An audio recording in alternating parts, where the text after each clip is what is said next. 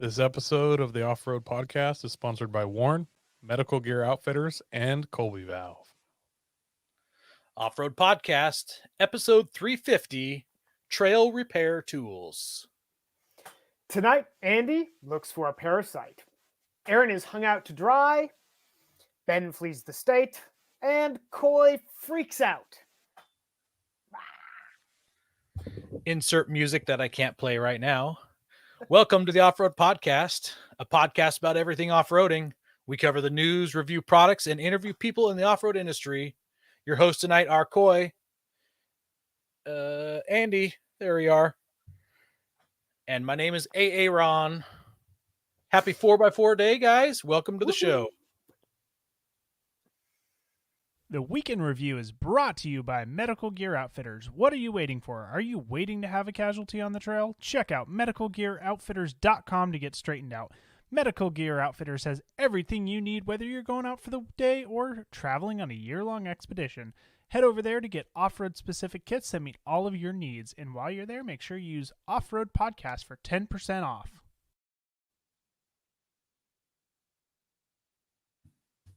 All right. We got Bubba in the comments from Iron Man 4x4. That's exciting. And we lost Coy in the transition. Oh boy. He's really freaking out.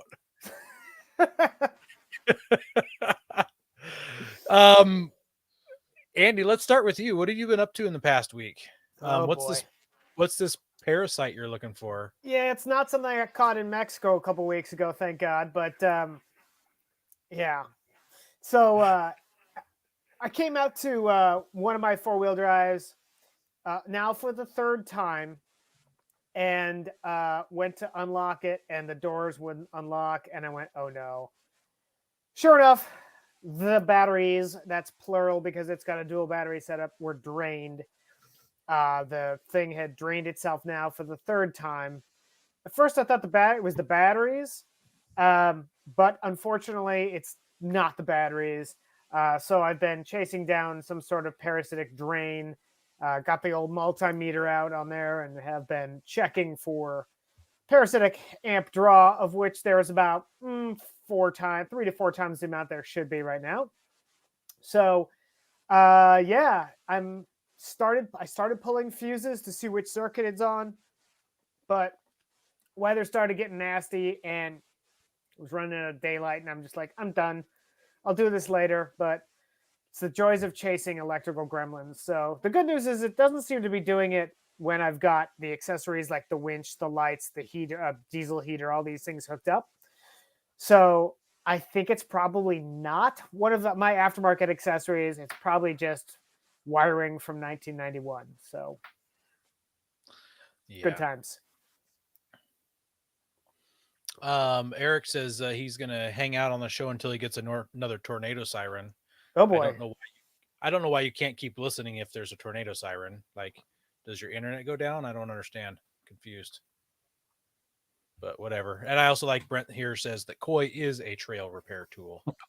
I'm a tool. I'm a tool anyways, but yeah. Brent says phantom drain electrical disconnect switch will fix your problem. This is, I'll tell you what, I'm going to pull the fuses.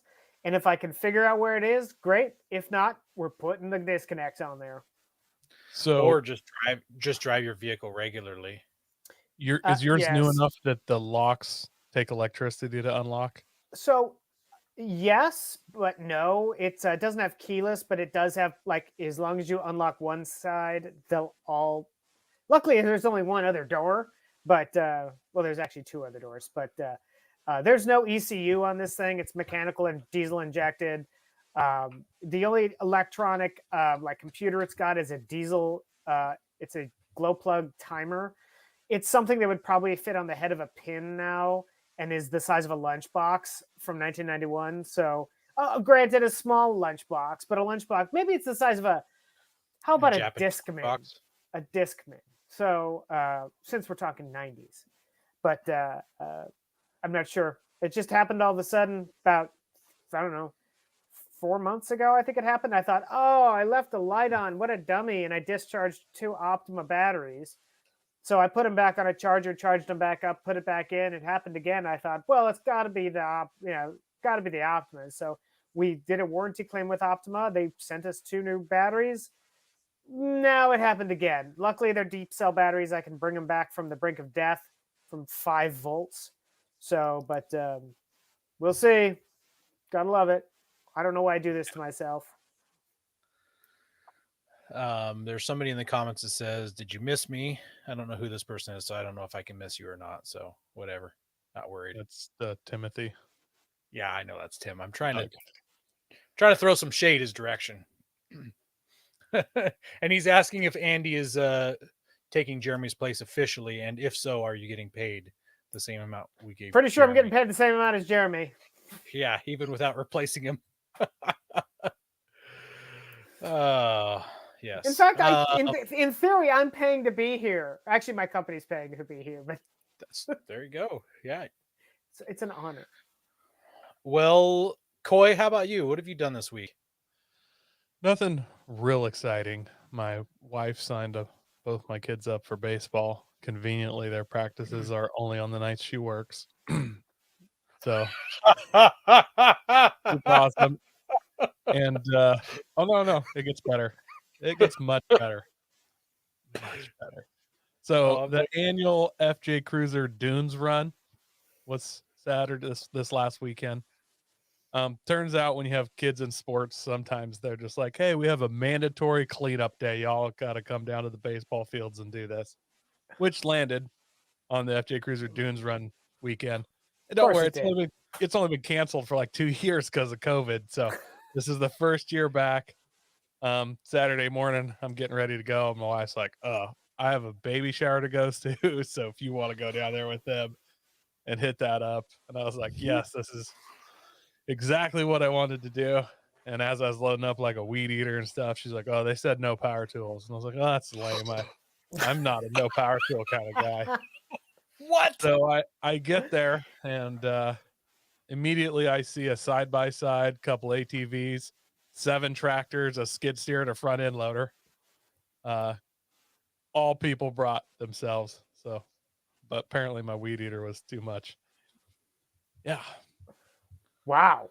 Yeah. So it was a great weekend. Then I came home, did some plumbing, and I had to run to Home Depot and get some PEX fittings. And this person, whoever you are out there that does this, please, this is my freak out part. Go play in traffic with a blindfold on, because you have done this to me so many times. I go there. I need a 1 inch to 1 inch brass PEX fitting. I reach in the Go ahead. I'll let you finish. reach in the box. I pull it out. I'm like, yes, I need 4 of these. And I reach in and I grab 3 more, put them in my cart. I go home. When I get home, as I open them, 2 of them are not 1 inch to 1 inch. They're 1 inch to 3/4. Because somebody was like, look at these, and just throw them back in the wrong box. Please kill yourself if you're the person at Home Depot or hardware stores or anywhere else doing that. Put it back in the right box so that when I grab parts, I don't have to make a 30-mile drive back to Home Depot. Hey, Aaron, have you thought about approaching Xanax for a sponsorship? I thought Home Depot was only like 8 miles from you. It probably is, but I was making it good.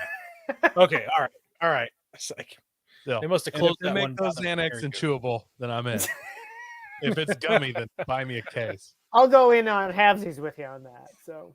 Oh man, I guess we're making a Costco run after this for some Xanax. So yeah, great weekend on my half. I was the happiest I've been in a long time. I definitely wasn't irritable. Didn't cause any fights. It was a smooth sailing. Sure, I was a pleasure to be around. What about you though, Aaron? I'm curious, how did the baby shower go? Oh, I don't know. I guess babies were falling from the sky. I don't really know what happens at baby showers. Oh, ouch. Tim says if you would have QC'd your stuff before you left, you wouldn't have had that problem, Coy. Oh, You're responsible for your own actions. I should internalize it, but I'm sorry that I didn't take responsibility for everyone else's horrible actions. I just assumed that everyone out there is a semi-decent human being. That's my fault. Yeah. Kumbaya. Well, yeah. I've been burned by that. Or I thought you were going to say you got home and you opened the package and there was a used part in there, because that's happened to me on a couple occasions. I would as have well. happily taken a used part if it fit. Someone wants to know if you played any games at the baby shower. I don't think Coy was at the baby shower. Coy was very busy with a rake or something. I don't know what you were doing.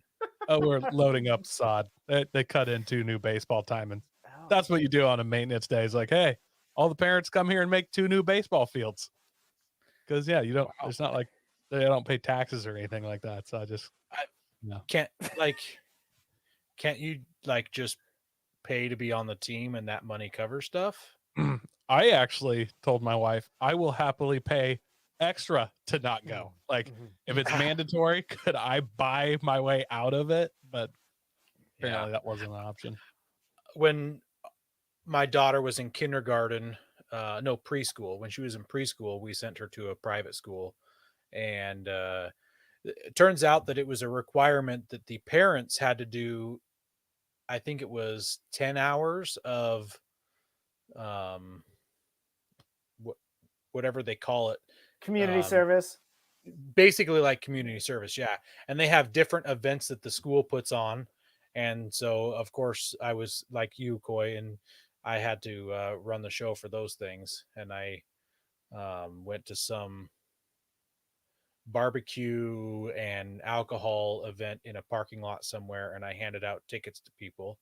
That was one of them. I can't remember what the other one was, but literally if you don't go, they fine you money. And it was like big money that they fine you. I'm totally okay with that. No, it My was Saturday is worth quite a bit of money to me. So like $500. wow, $500. I think it was $500, then I would pay it, but I would shoplift something from the school. Like I would take a copier home. So make it equal. Yeah, they had some pretty strict rules. So anyways, well, so it sounds like you didn't really do anything in the off-roading world over the last week, apparently. No, not unless well, I take it back. You did go overlanding. You did go overlanding at Home Depot. So I did. And then I went to Taco Bell to try and pound down my woes. Oh, Taco Bell comfort food. It's the only place where you can still get gas for $1.35. So that's it right there. Yep. But they got cheesy fries. It's mind blowing. Yeah. So last week I talked about the tires I'm putting on my Avalon. So here's a picture of before. Here's a picture of after. Look at those beefcake all-terrains. Oh man, there's gonna be so many sweet jumps. And you know those things where they're like, and they say you can't hear a picture? I can hear this picture.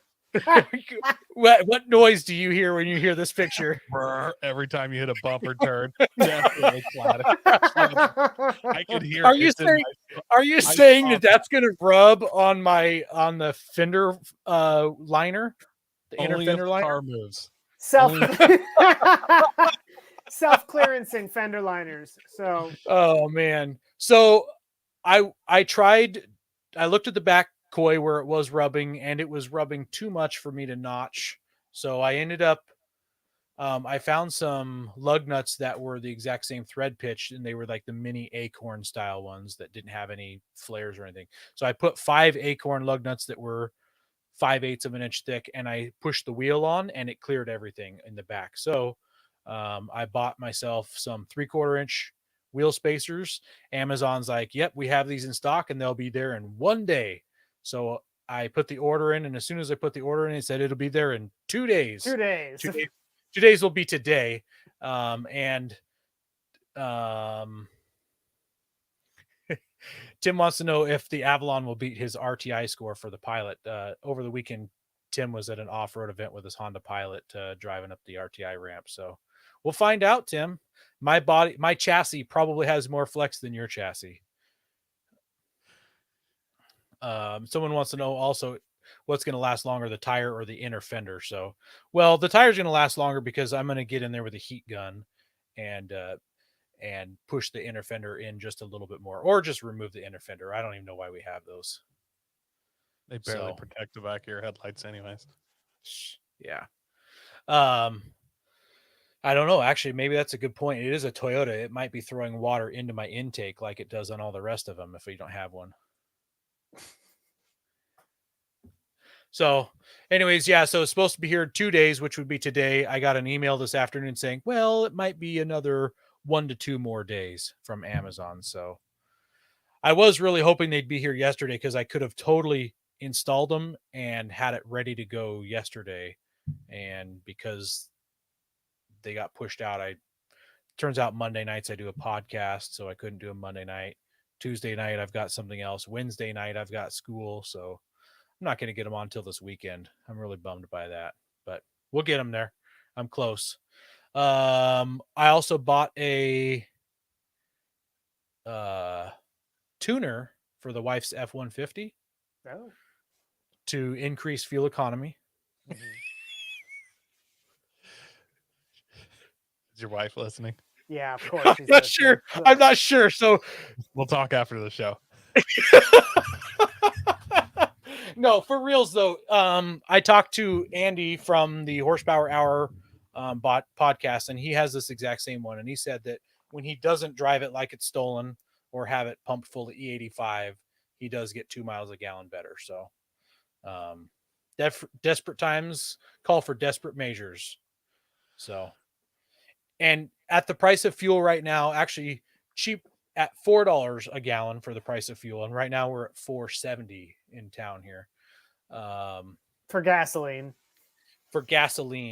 If it was at $4 a gallon, it would take essentially 10,000 miles to pay it off. So in less than a year, this will be paid for if we do really achieve 2 miles a gallon at that cost of fuel there. So yeah, I was just going to say that's only if you drive it in a way that gets you 2 miles a gallon better, and not in a way where you're just blasting fuel and air into that because you like the sounds and the feel it makes in your seat. What?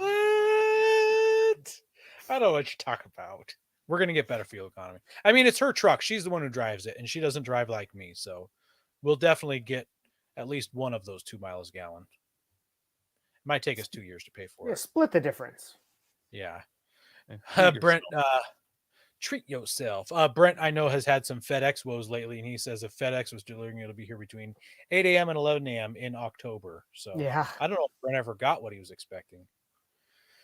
I also bought some bump stops for the rear of the F-150 as well. Some Timbren bump stops. So the truck squats a little bit when we hook up our 27-foot travel trailer. So that's going to help out with that a little bit. And then I worked on the shops. Wife's truck. Yes. Worked on the shop a bit here. You can see in this picture, I got the last of the roof framing done. I'm excited about that. That portion's finished. Next step is to sheet the roof and then put the roofing on top of the sheeting that I put on the roof. So making some headway. Pretty soon I'll have a roof on it and I can start parking some vehicles undercover. And you can see the mighty Nismo there hooked up to a dump trailer doing awesome farm things. It says Pro. That's awesome. Yeah, the side it says Patch Pro on the trailer. Oh. It's my brother-in-law's trailer. So Brent says exactly 21 days after it was supposed to arrive. Apparently they took a nap in Memphis. I had a part do that where I called them like, hey, is it lost? And they're like, absolutely not. I'm like, oh, it's been in St. Paul for like 6 days now. And they're like, yeah, it's in that facility. I was like, well, could you just send it to me from that facility? And they're like, yeah, eventually. Could you send it to me?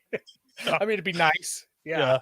But they were like, oh, we didn't lose it. I'm like, okay, that's fine. Then just go ahead and move it out of that building and towards my house. But yeah. And no recourse. Like there's no nothing. They won't send you any money or anything. Yeah. Nope. Hey guys, we're looking to reach more listeners. We're going to start reading Apple iTunes reviews on air. If you hear yours, send us a message with your address, and we'll send you an Off-Road Podcast sticker. You can find all of our social media by just searching our name. Now, go hit that subscribe button.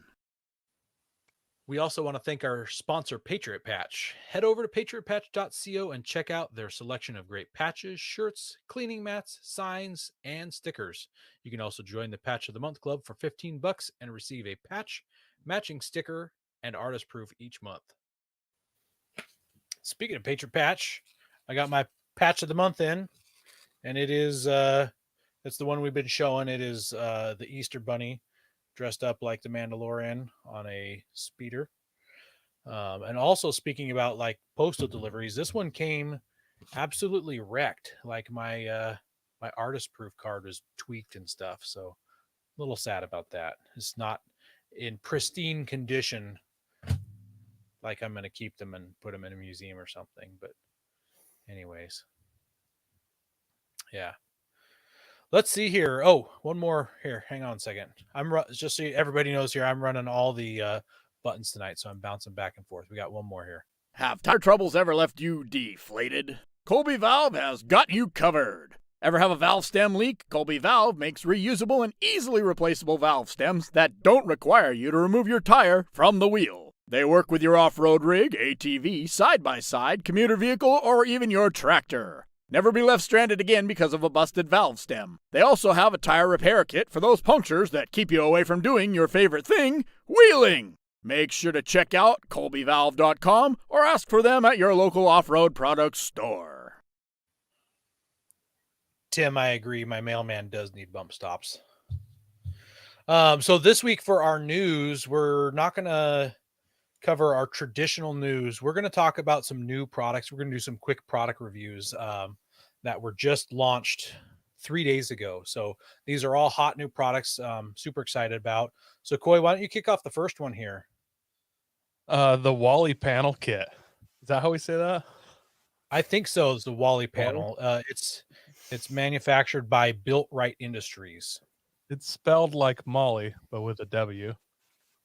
I'm assuming the W is for like a wheel. Yeah. Be the only guy at the mall with with Molly panels on your wheels. Each Wally panel works with all Molly PALS accessories in addition to universal slots for all kinds of storage possibilities. Kit includes one 24-inch panel and none of the required bracketry and hardware. Fits all wheels from 12-inch to 22-inch. We use a detailed 3D scan of OEM and aftermarket wheels to ensure that your Wally panel fits safely and securely with only moderate risk of injury or damage to yourself, other pedestrians, and or your vehicle. I love it. I actually kind of like this product. The axe holder is a real nice touch. Yeah. This product is a joke, obviously, but for your spare, handy as all get out. That's true. I would run that on my spare. I don't need a backup camera. Yeah. I do love that axe because it's hard to tell from this angle, but I have a feeling that axe is longer than the tire is in diameter. Considerably, yes. Yeah. Yeah. Well, our next one, I don't have any pictures for our next one. But Expedition Portal is launching a new app.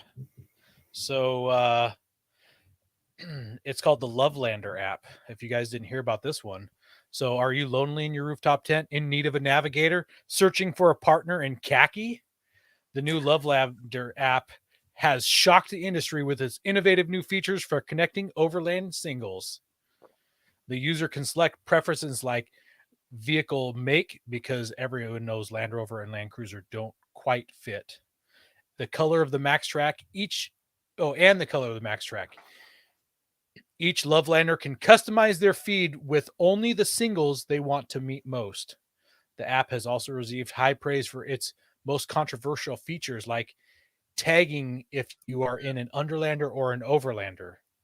With rich integrations to popular apps like Onyx, users can now geolocate their Lovelanders actively while they explore, because you can never know who you might bump into on the trail. Darwin, yes, these are all April Fool's things. And Brent, the axe would be great for clearing rioters in Portland. Tim wants to know if FJ Cruises even have spares they just call tow trucks. Let's see here. How do I delete this comment? I can't even figure out how to delete it. It's stuck in there forever. I did want to feel more popular, but maybe not. It's a Twitch. Yeah, that's Twitch, so nobody will see that one anyways. Uh-oh, Eric says he's watching from the bathroom and not because he had Taco Bell. They must be getting some more tornado sirens. Yeah. Okay, let me finish this one up. Sorry, I got sidetracked by the comments here. So, key questions that the Lovelander app uses to find your next soulmate. Do they wear khaki only, or are they open to other colors like green? Are you comfortable with glamping? Does your Tacoma's remaining payload even allow for a date to ride along? Is the smell of gear oil an aphrodisiac? Skinny or wide tires? Did you buy a light bore before recovery gear? Does a Shimog make you 20% more swipeable?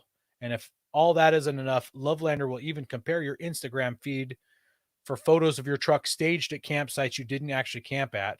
And each new user receives a complimentary bottle of perfume for aspiring Lovelanders called Turbo Diesel.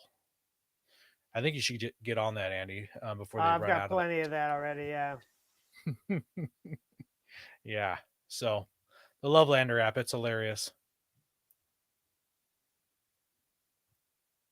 All right, Andy, you got one here coming up. All right. Let's see here. Yes. Okay. So this is the so maybe you've heard about it, but earlier in the year we came out with a product called Hub that allows you to control your winch using an app on your smartphone. Well, this is the Grub, which allows you to control your winch wirelessly and receive remote taco or pizza delivery. By the way, you have to choose one. The leader in vehicle recovery is about to get more delicious, introducing the Grub wireless winch controller and drone-supported taco or pizza delivery system. This allows you to control your winch and control your hunger.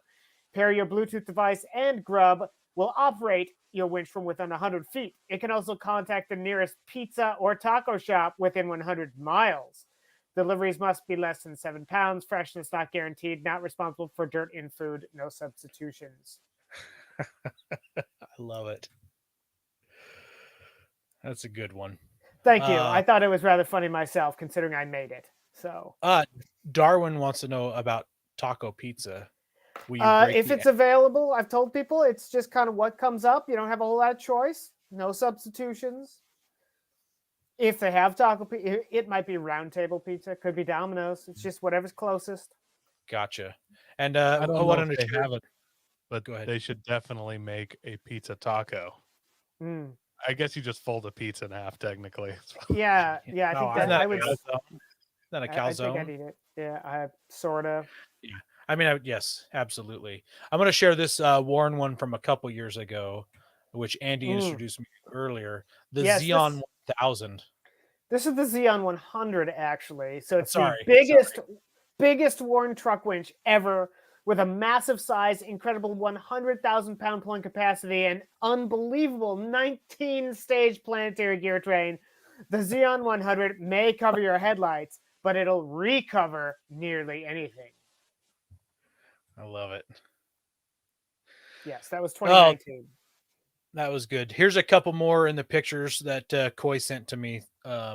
Also, the new pup-up tent. It's got a rooftop tent just for your dog. Smaller version. And Coy, can you explain this next one to the people who are visually impaired while they're driving their vehicles? I honestly wish they made this. This is the Kelty 12-man chair stadium camping seat. I don't know if you've ever seen the 2-person side-by-side fold-out chair. Well, it's like that times 6, taking a 12-seater. This could be my favorite one. It's so just like, it's just so blatant. Like there's no story. It's just ridiculous, and I love everything about it. Could you imagine though? You're camping with a big group. I mean, say you're at Moab, you're watching some people do a trail, and you just pull that thing out. You just God. stretch it out. I just love it. How soon before like just random people were like, "Hey, can I jump in?" Like you just have what a great way to meet friends, you know? Oh man. Or you want to watch the parade, but you want to make sure you have your own spot. Just pop that out early in the morning. Nobody's crowding you. It's just That would one be chair. hilarious. It's Yeah. longer than a church pew. Yeah, oh, yeah. Yep. All Brilliant. right. Yeah, those were good. There was a lot of fun stuff. There was another one by Rough Country where they made their own breakfast cereal called Rough Crunchies. And I had the video for that, but I thought if I played it, I might get some copyright infringement. And I was disappointed with that one this year from Rough Country because they usually just like nail it with hilarious ones. That one was they've set the bar really high. They've set the bar really high. If you hadn't seen those other ones, would you have felt bad with the Rough Crunchies? Crunches? It was good, but it was just like, you know, this is breakfast cereal. But like last year, they had the Bluetooth auto rotating hot dog roaster thing. They had like a full size chicken on it, spinning it at 400 miles an hour over a fire. They did the RTI ramp that for like parking and parking lots, stick on LED lights. Oh, the stick on winch, the The fair stick lead on with the winch. winch. That really like set the bar for me. That was hilarious. I found that hilarious, but I seen a guy that actually did that. Just bought a fair lead and like 6 inches of rope and a hook and stuck it up in there. See, there So- are some of these things that you look at and you're like, you know, like that roof nest pup tent thing, they'd probably sell every one they made. I believe they would. Mm-hmm. Brent says that Rough Crunchies sounds like something from Taco Bell as well. Oof. Yeah. All right. Sounds like Go it. prepared with Warren Industries. They produced the first recreational winch in 1959 and lead the industry with their dedication to quality and reliability. When you dig yourself in deep, make sure you have the right tools to get yourself out. Get Warren equipped and go where others can't. Now, let's get ready for adventure and head into our main topic.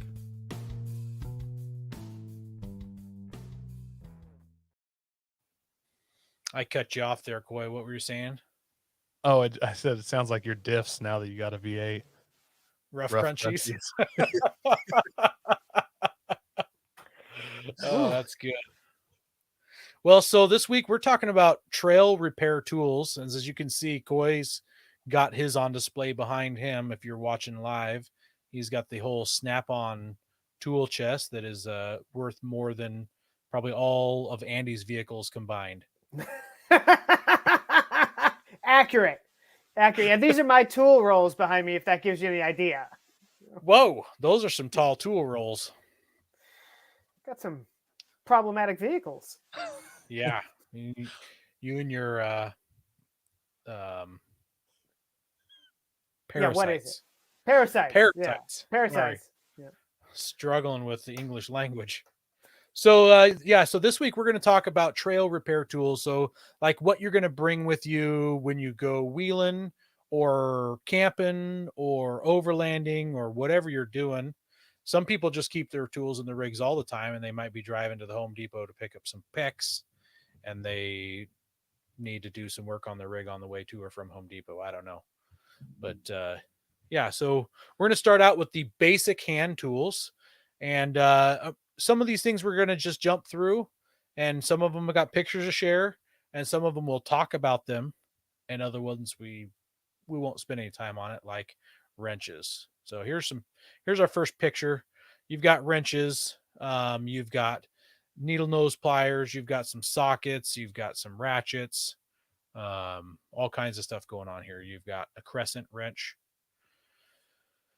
and some Allen keys. So those are all basic hand tools that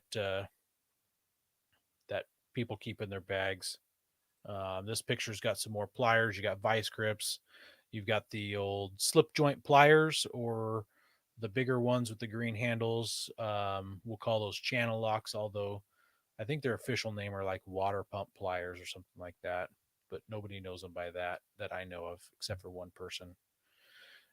You've got some needle nose pliers, cold chisel, pry bar, screwdrivers, all those kind of things in those pictures. Let's see here. Diagonal cutters. I didn't see any diagonal cutters in there. Would you guys see a benefit to bringing diagonal cutters with you? You just mean like side cutters? Yeah. I like to keep a pair of those because I use a lot of zip ties for different things. Oh yeah, And it's for nice sure. to be able to slip those. Trim- I do keep a pair of trim and side zip ties. cutters. I keep And a it- set in my tool roll. Yeah, for Yeah. sure. And it's really for the reason Coy says, like it's cutting the 14,000 zip ties that I've installed on my vehicle somewhere. So Always cut those straight, not of an angle, or you'll somehow cut the daylights out of yourself. Turns out they get really sharp. Someone showed me that you could grab a zip tie. If this is the zip tie, you actually grab it with the pliers going down it, and you squeeze on it as close with the pliers as you can, and then you just spin your pliers and it will snap, and the tip will break and fall inside of the zippy part, so it can't cut you. So They actually make a special pliers that tightens the zip tie and then cuts it. If you've ever used them, they're awesome. I don't own a pair, but I've used them before and they're sweet. I don't either. Yeah. Let's see here. What else in the basic hand tools? We've got Axle crescent nut wrench, large, sockets. small. Oh yeah, axle nut sockets in there. Yeah, I skipped over that one. I think that's a super important one, especially for us CV shaft guys, because that is a likely one you'll have to replace. Yes. You absolutely have to have the right size for that axle You- nut, you and it's can't- usually like a can't 32 not. millimeter or something. It's huge. yeah, the Yeah. Gotta have Mitsubishi ones. The Mitsubishi one used to be a special tool. It was like an axle nut, but instead of having 4 little teeth on it, it had 2. So basically, you buy like the one for like an F-250, and you grind 2 of the teeth off. So it's really kind of specialized. So yeah, and I have Wow. 3 of those vehicles, and I kind of keep it under lock and key because I have to have it, or else I have to go buy another one and grind the teeth off that one. I brought one with me to Moab, and we ended up using it. Glad I had it. I keep one in my truck as well. Yeah. Let's see here. Going down the list. Pry bars. I've got a picture of that. Big and small pry bars.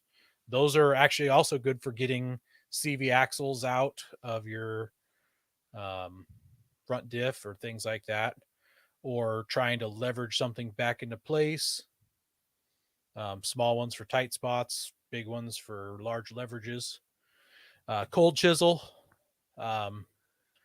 for if you absolutely break down and you think that you're going to just be living there for a long time, you can use these to write letters and notes and things in the rock and keep track of how many days you've been there.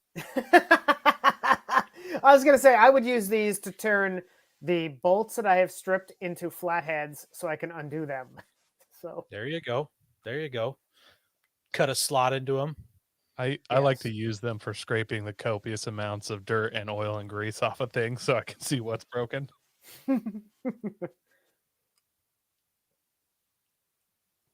yeah. Allen wrenches. We talked about Allen wrenches. Here we go. Here's a picture of them.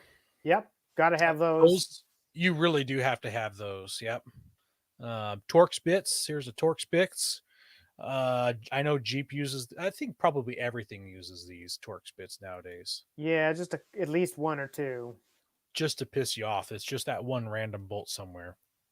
Yeah, it's going to be on something like your tailgate stop latch or something like that. Then you're like, I'll never need that. And then, like, for some reason, you're on the trail and your tailgate's falling off. You're like, God, if I only had that T25 or T55 or whatever. That's when you find out that the fill hole for your front diff is a Torx. Yes. Instead of a 3/8 Allen or something, or a 3/8. Yeah. Yeah. And it's not even really a 3/8. It's actually like that specific square drain plug bit thing. I actually bought, on my Suzuki that I used to have, the 3/8 would just round it out. So I actually bought the fill plug square. It's like just a tiny. Anyway, it's like the difference between a Phillips head and a JIS screwdriver. I don't know if you're familiar with that. Yeah.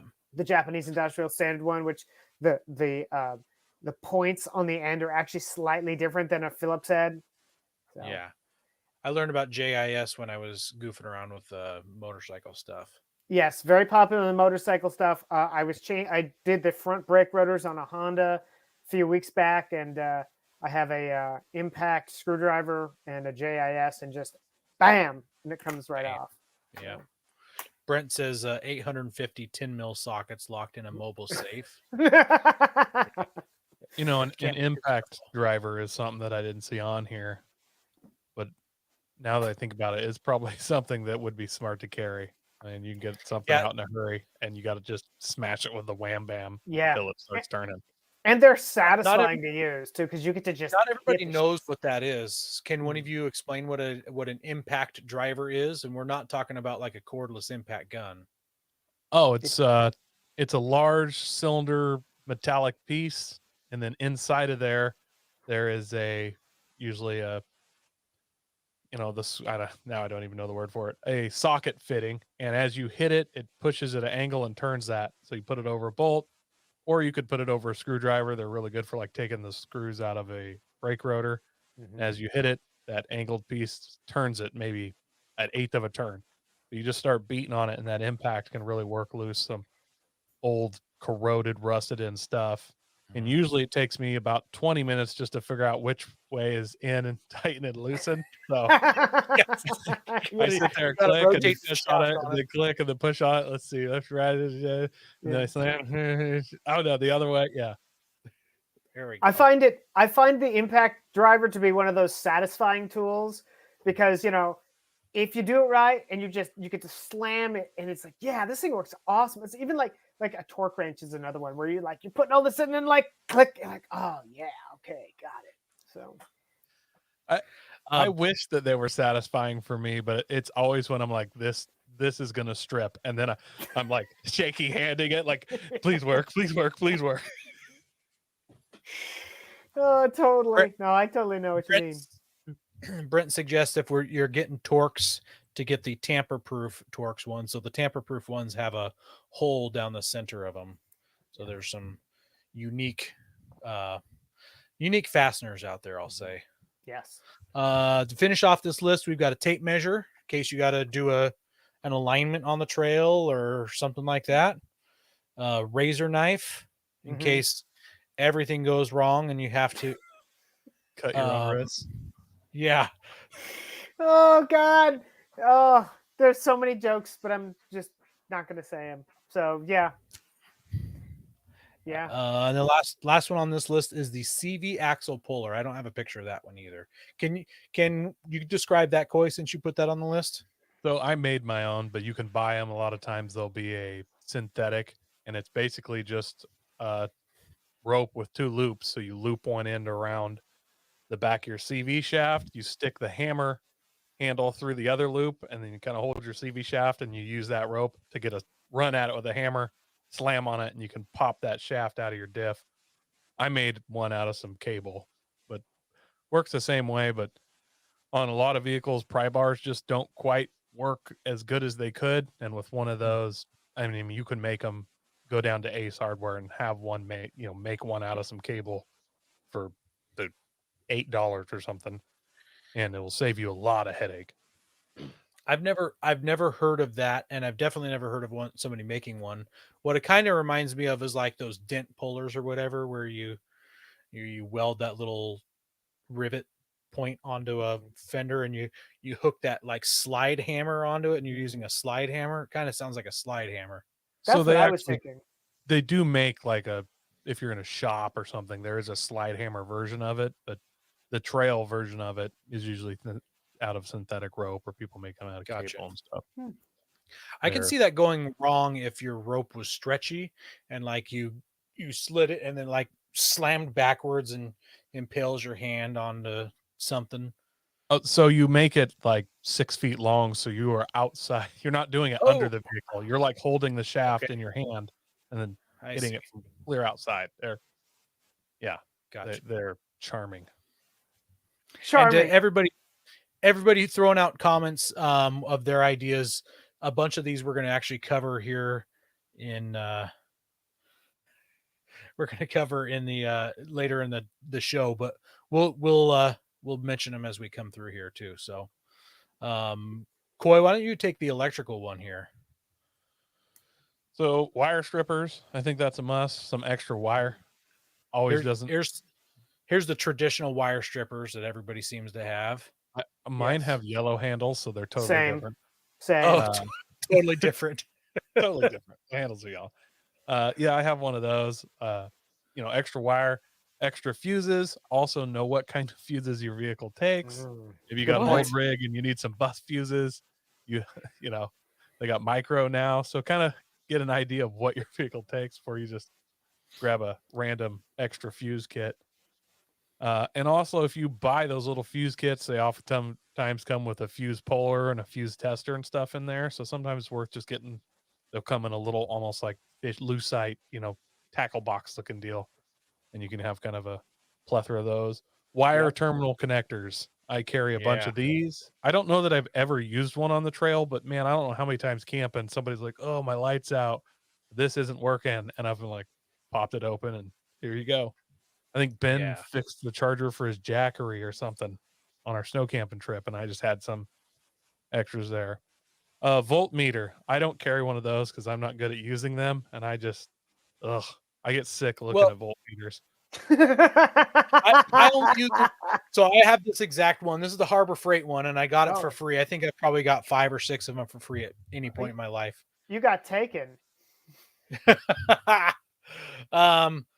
And I use it for 2 things. I use it to check voltage, which you just put the leads in and you touch it to something to see if it's got voltage, or you can use it to check continuity. And if you don't have a fuse tester, you can check the continuity where you touch one blade and then touch the other blade on a fuse.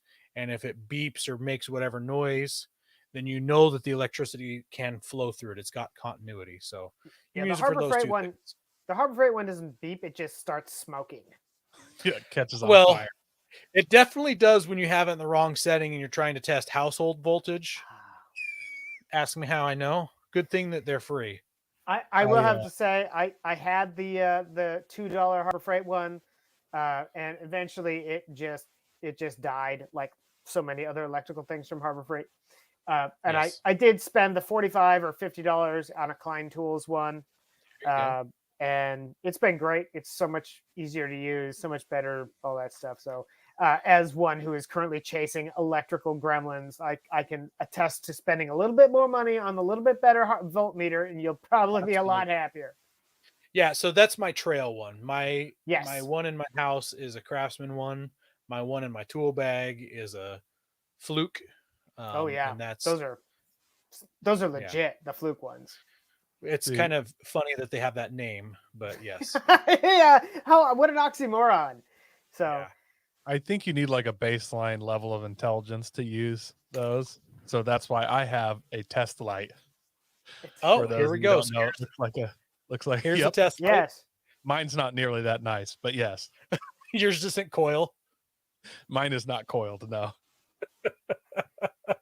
And the alligator clip is not nearly as cool looking or durable as that one, but still, I have used that mostly for diagnosing trailer issues, but trailer light stuff. But they're still test lights are great to have. Gets a job done. Never forget a flashlight.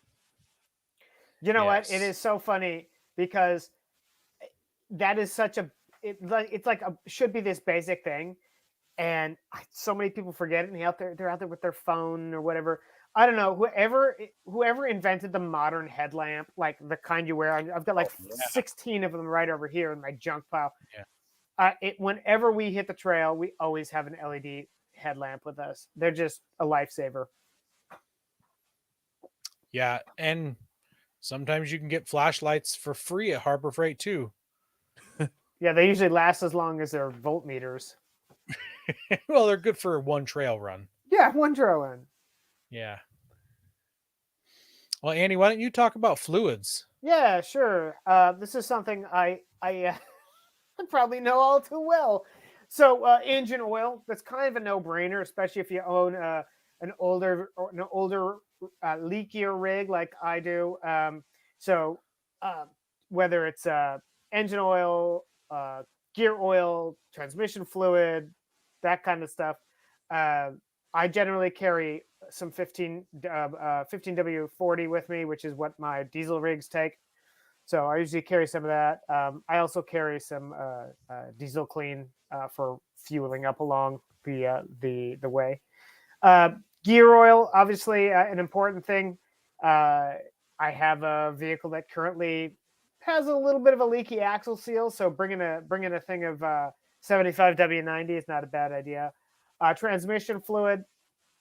All my rigs are automatic. Are manual transmission, but there's still fluid in that transmission, obviously. So, but making sure you have a little bit of that, especially again if it's an older rig. Coolant. This is not something I generally carry with me. Water if I have to. I'll always have some water. Brake fluid, again, not generally something I bring with me. I try to make sure that the brakes are good before going off road, and if I do need to top it off, that's something I will do. Power steering fluid is another one. Carb cleaner. It's not just for cleaning carbs anymore. Does it have health benefits? Definitely not. Nor does brake clean. But it'll knock the grease right off your hands, though. It sure will. And 10 years off your life while doing so. No, so I got about 8 minutes left. Okay, yeah. We better wrap this up. Toy's about to pass. Too much carb cleaner. Yeah, too much carb cleaner. JB Weld. The old JB Weld. Good for quick trail repairs. Have you guys ever used JB Weld or been around anybody who's used JB Weld on the trail? I've only seen JB Weld give people false hope. Right. I will say that I use a product from Loctite. It's called, I have it right over here on my shelf, called Hysol 1C. It's an industrial version. I have fixed keyways on crankshafts with them before. It's a pretty amazing product. Something that does take a while to cure, so I'm not real sure. I have tried some JB Weld product on an engine block that had cracked, but it didn't hold pressure. It would definitely have gotten you off. It was their steel putty or whatever they call it. It would have definitely gotten you off the trail, though, so that's good. Gasket Maker, same kind of thing. Got a leaky diff or something like that. I don't think I've ever seen anybody use Permatex Ultra Black Gasket Maker on the trail for anything, personally, but probably not a bad thing to have, Doesn't take up much space. Nope. Lasts forever. Yeah, and most of this stuff here generally doesn't take up too much space, but I know I always, the engine oil thing is definitely something I always have with me. Yeah. Well, this is a fun category, the miscellaneous category, because there's so many miscellaneous things you can throw into a junk bag or whatever. It's like the junk drawer of your house. This is true. Full of miscellaneous stuff. You know, so you got zip ties. Oh, yeah. Go ahead. Oh, no, nothing. So I'm looking at the show notes, and I think I literally carry almost every single one of these things with me. Yeah. So we got zip ties, duct tape, and baling wire, which should be like the foundation of every good kit, right? The holy trinity of trail repair kits. With those three things and a crescent wrench, you could really just wipe off the rest of the list, honestly. A crescent hammer. Crescent hammer. Yeah. Multifunction crescent hammer. Yeah. Yeah. Travis says that carb cleaner or brake cleaner can reset a tire bead in a pinch also. Oh, good point. I've been there and done that. It does work. A couple years someone ago. Tell me what a spud wrench is? That's a wrench that shoots potatoes. That's what I thought. It's like for potatoes.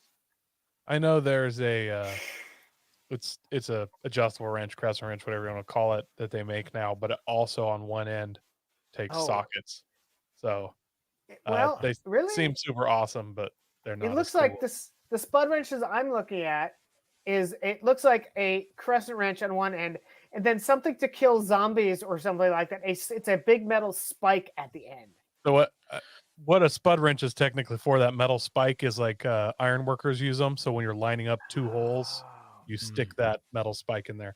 I don't think he actually means spud wrench, though. I think he just means crescent wrench. Oh, got it. Kevin here says that he carries trans fluid and it'll work as power steering, gas tank repair, water, and some brake fluid, and of course zip ties, duct tape, and baling wire and pantyhose for makeshift belt and hose repair. I didn't know that tranny fluid could work for all those things. And I've never Either heard we're of somebody carrying pantyhose, but that's just me. Well, you haven't gone wheeling with our crew very much, apparently. I'm a kind of a eggs person myself, so La eggs. Oh my goodness. You shouldn't even know that. I shouldn't even know I'm that. gone. You went way back.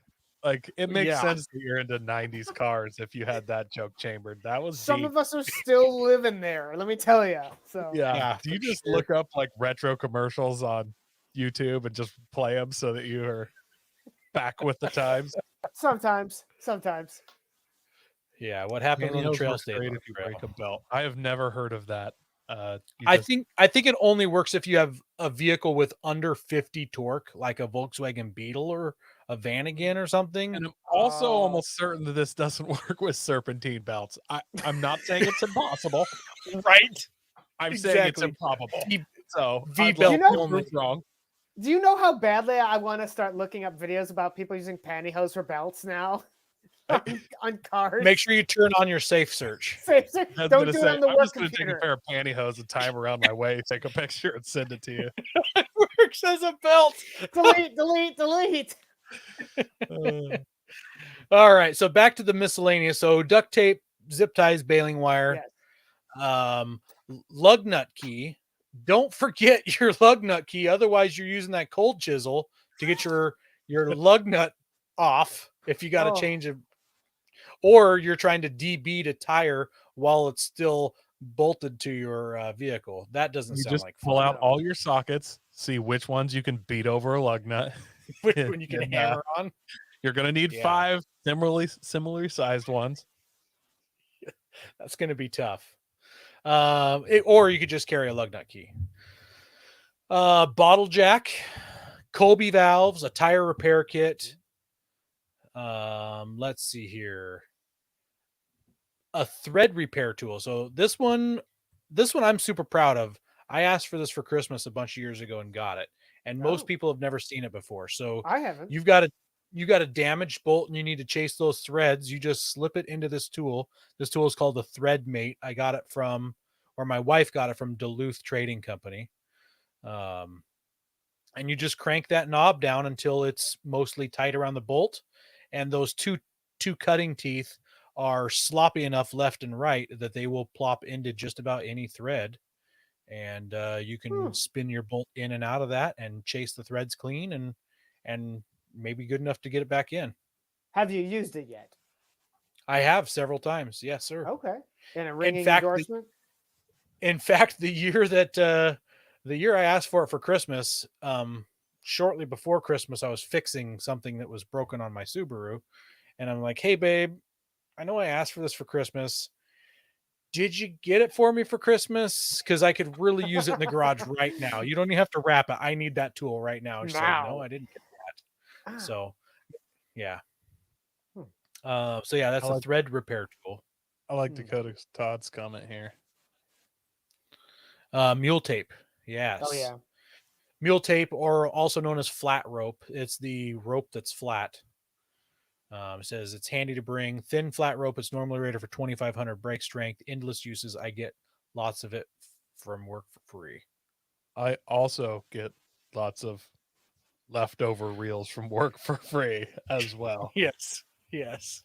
I on that note on mule tape, I carry I can't remember the name of it, but it's a high pressure tape. It's not very wide, but it'll go. You can wrap it around radiator hoses and stuff like that, and it's pressure rated, all that stuff. So just in case I spring a leak. I also carry some of that. The stuff I have is 1.5 inches or so wide, and it's like a rubberized and it only sticks to itself. Mm-hmm. Yeah, that stuff is handy. How about a oil spill kit? Do you guys carry an oil spill kit with you? I do have a shovel. Yes. Yes, I carry cat. What are they? Puppy pads. You know, like Puppy pads. Yeah, it's like put under the thing. So pig mat. Some people call it pig mat, or maybe it's a brand pig mat, but it's an absorbent cloth for that purpose. right. Mm-hmm. Well, this one here is made by a company called Poly Performance. It's not very big. It's about the size of a first aid kit, a boo-boo first aid kit, and it's got most of the things in it. I think it's only like $26. So that's the And brand honestly, that I have. I believe most off-road parks now technically require you to carry one of those. I don't know if you're going to get checked, Yes. but that is in the rules that you're supposed to have a spoke kit. And some clubs require you, if you're going on runs with them, to have these for the runs after you've left Taco Bell. Airline fittings. Here we go. Here's an ARB airline fitting kit. Jeremy could have used this on our snow run. I had one, but it was back at my house, not with me, so he did not get to bring it. Brent says Dakota's sleeping bag absorbs oil just fine. Oil spill. You must mean dust control. Yes, it definitely is a dust control. Hose clamps. In case you break one of these guys, they're very big. You could throw some of those in. Random steel for welding. If you've got a welder with you and you don't want to use your wrenches, just throw in a couple chunks of mild steel. Let's see here. A Luma Seal radiator sealant. I hadn't thought about this one at all, but it kind of makes sense. You get a puncture, you were hot dogging it, you went off the trail, you crashed some trees, you got a branch through your radiator. Maybe you need some Luma Seal. Or you get the fire resistant great stuff expanding foam. Send it. Spray it into your radiator. They're also, well, you just spray it on the outside where the hole is. You leave the stick right around it and shoot the can when you're done. It's fun. Big boom. Shoot the can when you're done. Throw it in the fire when nobody's looking. How about road flares? You guys carry road flares? I do. I've got this is kind of weird, but actually, I guess it's not that weird. But our JDM vehicles had road flares that came with the cars. Oh wow! Yeah, I don't know. But how's that legal? I don't know. But anyway, it had one, and then but we've ever since we always had one or two with us. When we did the Alcan 5000, I think you were required to carry one or two, if I remember correctly, just in case. So, and then there are the LED road flares. Yes. Yeah. So I do carry a road flare. It is a marine road flare. Well, not road flare, but so they're plastic with like a screw-on cap, but they're marine rated, so they're water. They last a lot longer and they don't turn into white chalk in your glove box. And I actually don't carry it so much for the actual like slow down and don't hit me. I always carry flares because if you've ever tried to start a fire in the wintertime in the woods, nothing really works better than a road flare except for maybe a 5-gallon can of gas. Yeah, but you can get a lot of wet wood to burn with a road flare. They're quite impressive at starting fires. Yeah. I think I've actually one of my camp trips, the one trip where we took the 2 LMTVs to the backside of Mount St. Helens, and we also brought a hot tub with us. The guy who came with me brought a crate of old road flares, and we lit 3/4 of the crate on fire at the same time while we were in the hot tub. And it was at nighttime, and it was just the brightest red. It was crazy. It was my brother took apart a bunch of road flares and then made it into one super road flare in like a Magnum beer can. Yes. Which he gave to me, and I immediately set off at night. It was so bright you could hold your hand up, then like walk the fire and like see bones in your fingers and stuff. It was wildly impressive. All right, so I got to talk to. So my buddy Christian, who is a volunteer firefighter, gets like the old road flares. So I got to talk to him, see if he can get me some road flares. We're gonna need to make another Magnum one. That sounds like a good time. To finish off this category, we got gloves, hand wipes if you get dirty, and a ground tarp. It is no fun crawling under a rig in the nasty mud or whatever you're stuck in. So I have a product. I have a product called a Trail Creeper, and Yeah. it folds up fairly about this big, about that thick. It's foam, easy to use. So anyway, I've also been given the nickname the Trail Creeper every now and then. But anyway, so Yeah, having something, especially if you ever have to do a trail fix in snow, yes, just a tarp will make such a difference. there was a slightly damning photo that my wife took of me when my buddy Martin and I were out towards Bend, and I had to get under the van, and the only thing we had was this like polka dot beach blanket thing, and so like I'm underneath this thing like wrenching on something, but I'm on this like hot pink beach blanket. So anyway, So Awesome. you and your buddy Martin got under the van with a Yeah. polka dot beach blanket. I'd rather not talk about it. But anyway, Sounds like an interesting So- story. I'm going to throw another plug for Harbor Freight. Sometimes they got those tarps for free. So free tarp. And they're not huge. They're only like 4x6 or something, but that's plenty big to a twister mat. Is that what you carry, Brent? Is a twister mat for when you work on rigs? That would be so awesome to pull out a twister mat. it I would might be. actually do that now. Oh, Just I keep love it it. Going to Goodwill and looking for a twister mat. I mean, you just fake like you break down just so you can pull that thing out. I guarantee love you, it. you don't need to bring the spinner. There's an app for that. So Oh yeah. Oh yeah. Yeah, there probably is. All right, Coy, let's talk about expensive stuff. What expensive my- stuff you got my on the favorite list here? stuff. A ready welder.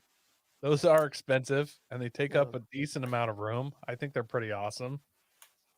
I've been Have you ever told used you one? can- I never have, and I've been told that if you take jumper cables and 2 batteries, you can weld with like jumper cables and welding rod. I've never done it, Yeah.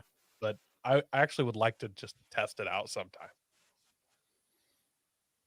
And then we also have battery or air powered tools.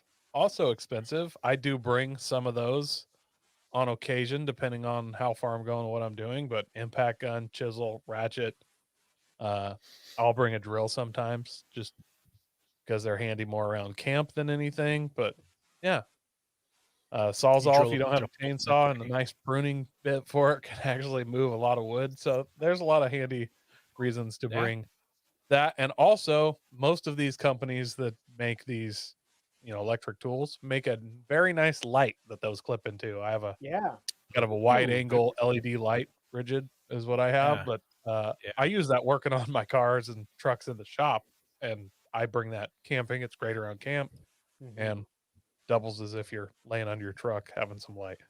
An air compressor or a Pro Eagle Jack. Who doesn't want one of those? So have I put both. I put the air compressor on here specifically. I picked the ARB twin suitcase one that has I think it's a 1 gallon tank, because if you're going to run air tools, you got to have some sort of reservoir for the air to build up and for it to work. Right. Dakota Todd says an electric impact is a must. Actually, that's a good point.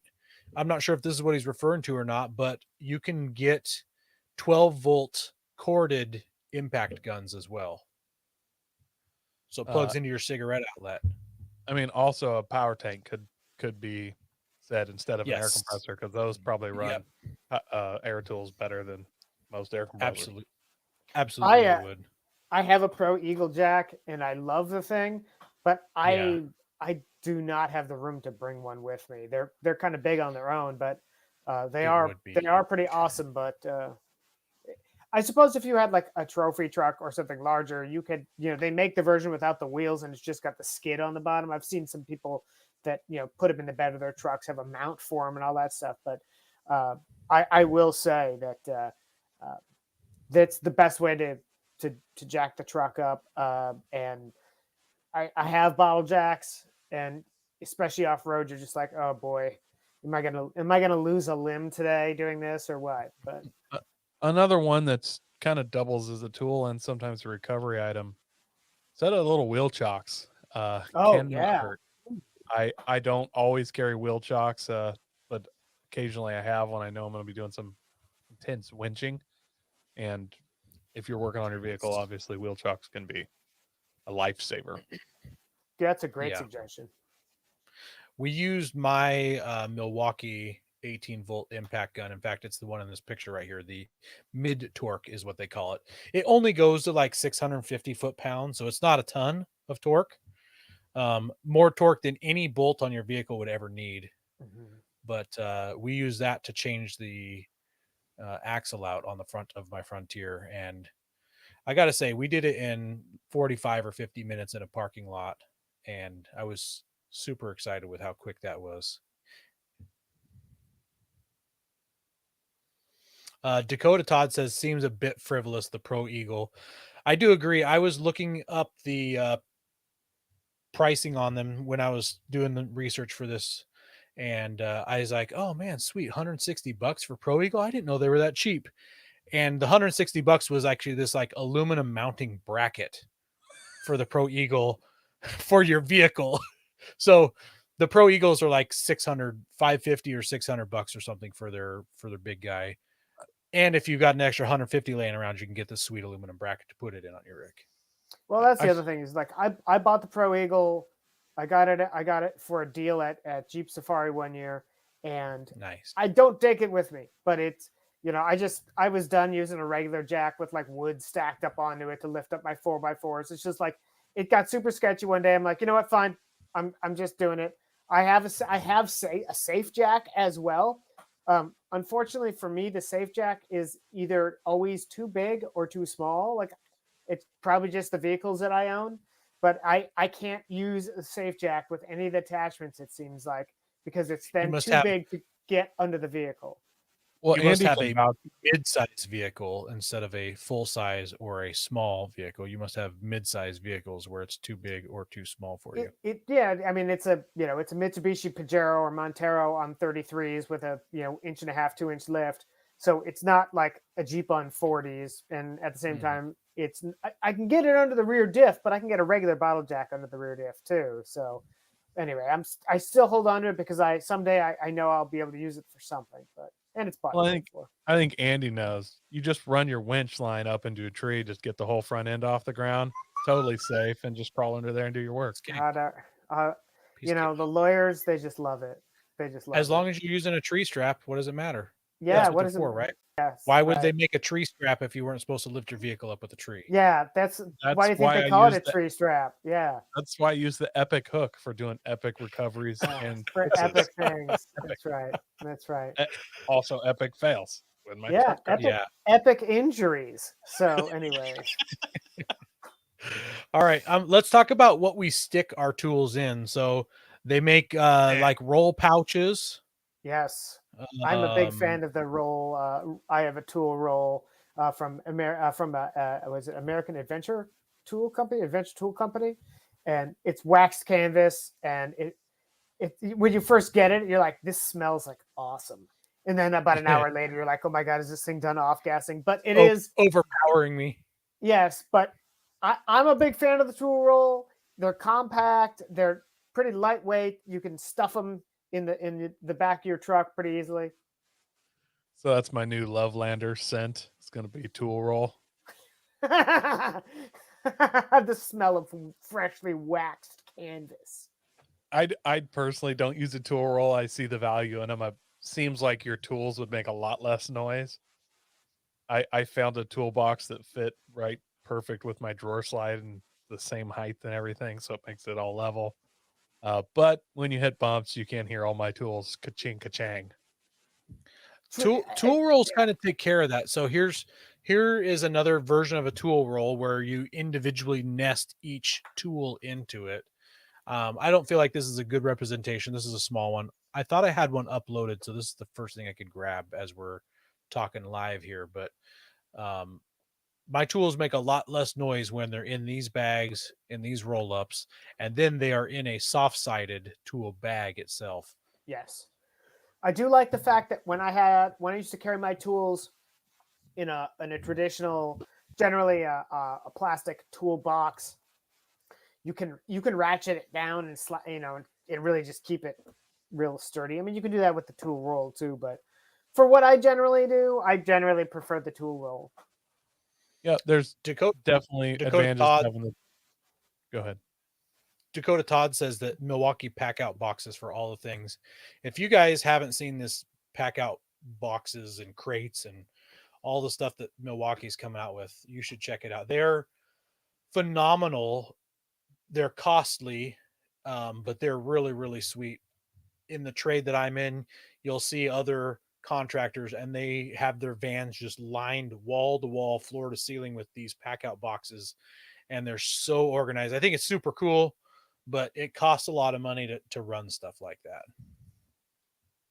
See, I've got it just at my house. I have 4 toolboxes, and they don't nest or stack. And I've been looking at those pack out boxes or whatever they're called, because it would be a good way to have all those toolboxes like in one spot. So, and the nice thing about keeping your rolls, or even if you're just carrying your tools loose in a toolbox, if you have like say an SUV and you're stacking everything in there, you can stack squares, but circles don't stack quite as well with the rolls. True. So there's some benefits to that. I got the small children, so this goes where their feet would be if they were 10 years older than they are, right behind the seat, easy to grab if things aren't piled up super deep in there. The other reason I haven't switched to a roll is my toolbox. Well, it's a chintzy, cheap plastic one. The lid of it actually opens up, and it's kind of a tackle box looking situation. That's where all my electrical connectors are. And then you open it up, and inside is just the standard toolbox. That's kind of a cool one. Yeah. So I as I was researching, Craftsman makes a plastic version of like their metal version. So, and I have that version right there. That's one of the 3 or 4 toolboxes I have. That's the one that I have right there. Yeah, that one but it's doubles heavy. it doubles to hold your tools and also can be a murder weapon. Yes. Oh, great for ballast. Yes. You need to sink something to the bottom of a lake or something like that. Mm-hmm. If you're not quite over that GVWR, just get one of those suckers. Yeah, exactly. And the thing about those is they're so cheap that don't worry. There's no ball bearings in those drawers. They just slide metal on metal.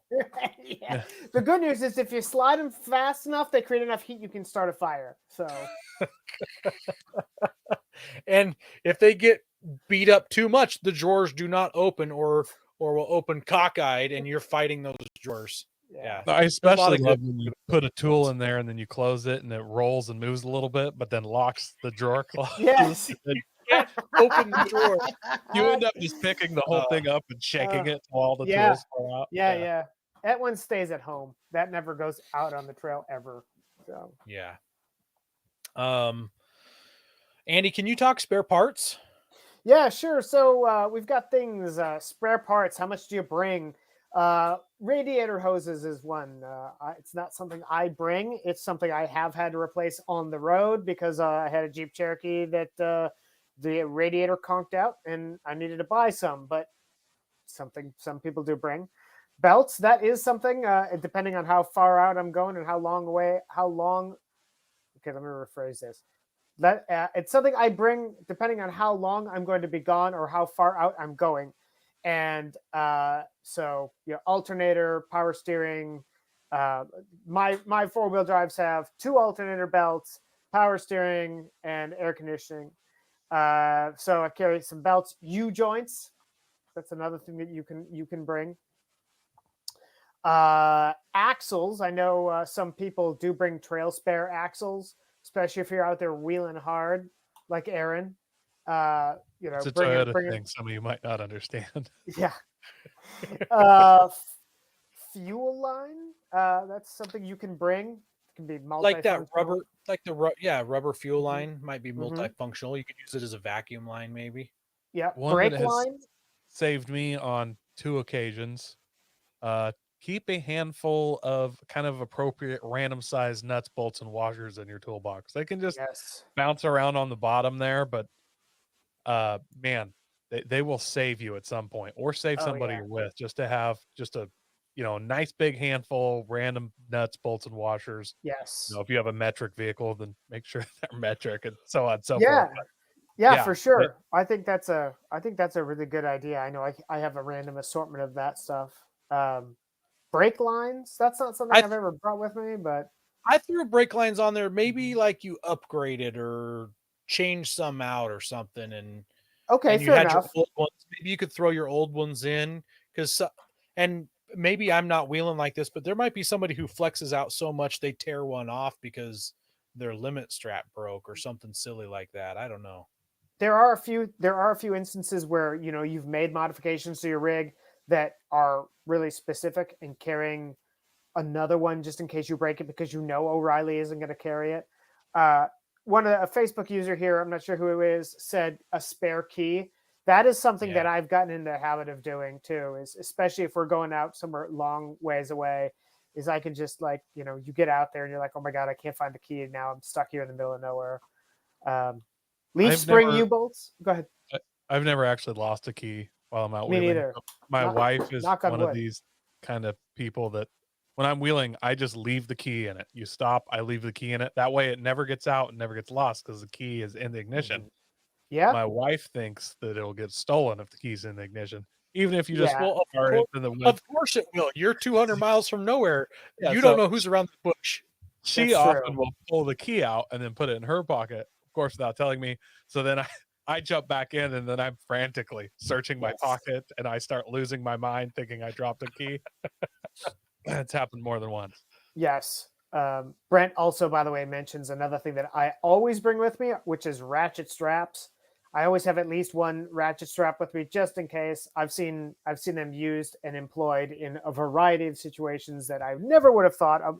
One time coming back from Arizona, a buddy's swing away spare tire carrier latch broke. So the ratchet strap came in useful there. Another thing, yes, yeah. Another thing we got on the list here is leaf spring U-bolts. I don't know. I read that one in some other thing. I put that in there. Maybe once again, some hardcore wheelers are breaking these when they are rock bouncing or something. Right. I don't know. Yeah, I don't know. Or you live in a salt belt. Yeah, maybe. Coy talked about the random hardware. I think that's a really good idea. I see we have Heim joints on here. If you've got Heim joints, a Heim joint thing going on, then maybe Do they break? Not a bad idea. They do. Okay. They do. All right. Well, that's our list. Going back through the comments, it looks like we covered almost everything that people were mentioning here. Except for early on, there was like a Leatherman type tool mentioned early on. Let's see here. I carry a Leatherman in all with me whenever we go out. It's just they've got super sharp knives, super sharp saws, pliers, just in case my tool roll fell out of the back of the vehicle. I don't know. Well, and the thing about having a good multi-tool is like most of your regular hand tools won't really give you the kind of intense blood blister that a good multi-tool can.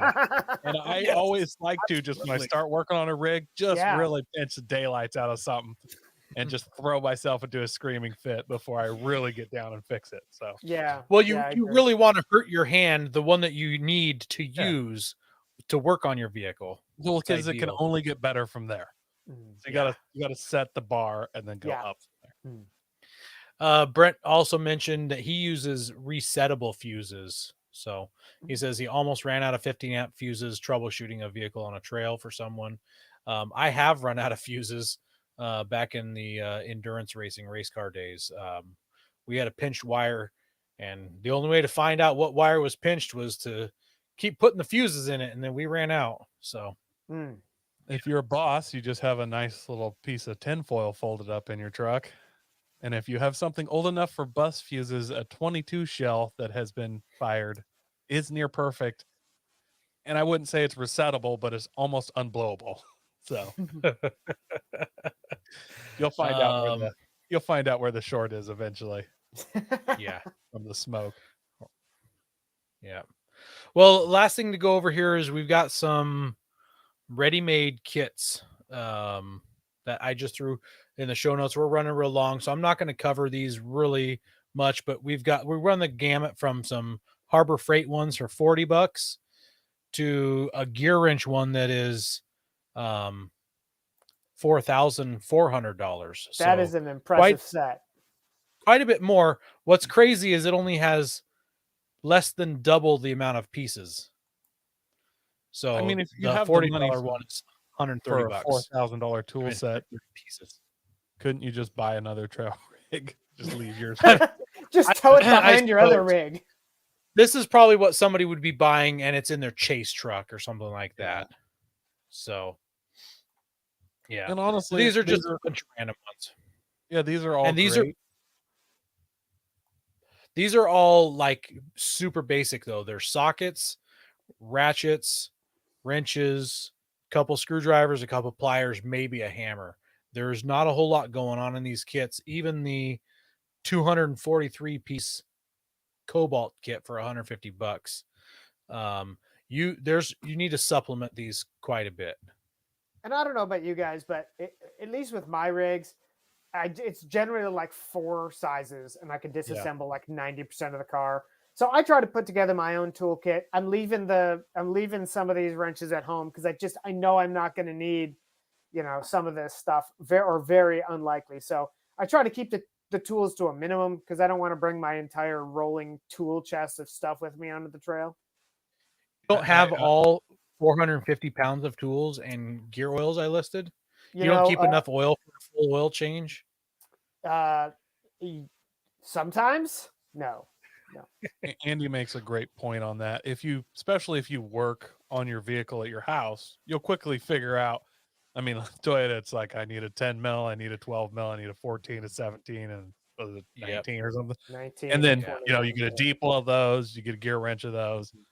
You can throw some other stuff in, but I mean, for those 4, you can just about take the entire vehicle apart, though. Yeah. Just a couple others. You start changing, things with CV shafts are prone. So you change 1 or 2 of those, you'll know what you need to change those, and you kind of customize your toolbox. And you don't necessarily need a full kit of every single complete socket and deep well. Sure. You'll know what you need if you do your own maintenance and stuff pretty quickly. Yeah, you're leaving the 238 piecer at home. So yeah. Yep. And I forgot to mention at the beginning of the main topic here, but I made a video with another YouTuber a couple years ago, probably 3 years ago, going through my personal trail tool bag setup. So if you go to our YouTube page, and it's also in the show notes here, if you go to the YouTube page and look up the video, unfortunately it's titled recovery tools, and I don't know why it's called titled recovery tools. So the topic may trick you, but if you click the video and you see the giant LMTV driving towards you at the very beginning of the video, it's the right one. So make sure you go check that out on our YouTube page, and maybe I'll list a link to that in our podcast Facebook page and stuff like that come up in the coming week, so you guys can find that out. So anything else? I did think of another couple things. Nut drivers. So I keep a couple nut drivers, and they are the standard size for the hose clamps. It's like 5/16 and 3/8, I believe. So in case you got to tighten or loosen hose clamps or something like that. Mm-hmm. Yeah, I'm just trying to think if there's anything else in my toolkit that I mean, the basics are a couple of screwdrivers, ratchet, the right sockets, a couple sets of pliers. I carry a couple of sets of rubber gloves. I do carry I'll tell you one thing I do carry is a metal punch, which can come real handy. Like if I know the front shocks on my rigs, sometimes those bolts can be really hard to get out, and just a punch and a screwdriver, or excuse me, punch and a hammer. A hammer too. I didn't even see a hammer, but like you got to carry a hammer. So yeah, absolutely. Yep. The only thing I can think of that really wasn't recovered, I keep a nice good roll of electrical tape in there. It's not not duct tape, but man, I had a nut come off a suspension bolt, and it was all being held, but I didn't have a nut to fix it. And man, I wrapped that as tight as I could with about an inch of electrical tape, and I drove like 70 miles home. So it'll save you once in a while. Yeah. Nice. Yeah, I will say one of the. Oh, go ahead. Nope. I was just gonna finish up. One other thing, vice grip. Like if your brakes go out, you can vice grip under that. I was out in the middle of Death Valley, ran across a woman with a Cherokee who was having brake problems, and that vice grip plier that she had, locking pliers helped. So, okay, you can close the show down. We can close the show out. So we do want to thank everybody for listening to us weekly. Thanks for tuning in and hanging out with us. This is one of the most listener shows that we've had possibly ever. So maybe not having Jeremy and Ben is a good thing. Maybe you guys are my new co-hosts here. I mean, just got to get you a new microphone is all, Andy. okay, I'm not we'll saying that Andy and I are the best co-hosts. I'm just saying the listeners are saying that. The listeners are saying that. The people let have us know. spoken. Let us know. Write into us. Let us know if we should fire Ben and bring on Coy or Andy. Just let us know. Write to us. It won't hurt any feelings. Oh, shoot. Ben is listening. He says, screw you. Look, Ben, you'll still be here behind the scenes editing. Don't worry. We still need a tech guy. Like, you'll still be part of the show. No, Ben has to be part of the show because, I mean, he does provide a lot of content. Yeah. He provides a lot of content. Absolutely, he does. So, yeah. So we do appreciate you guys out there. Make sure you're sharing us with your friends and your neighbors and Aunt Edith. She probably needs something to do anyways. Hook her up into podcasting. She'll love us. God bless America. Don't forget to visit Patriot Patch and join the Patch of the Month Club. Check out our Gaia affiliate link for up to 40% off. Also, don't forget to head over to Warren Medical Gear Outfitters and Kobe Valve to see all their great gear. We're a proud part of the Firearms Radio Network. Got a comment or question? Send it to us through our webpage at firearmsradio.net or through our social media channels by searching for Off-Road Podcast. Also, you can listen to us live at overlandradio.com Mondays at 7 p.m. Pacific. When off-road, please remember to have fun, tread lightly, be safe, and courteous. Thanks for listening. And we want to give a big... Go ahead. People have spoken. Sorry. We got to fire Ben. So, Andy, you and me got a Rochambeau for who learns how to edit. Oh, I forfeit.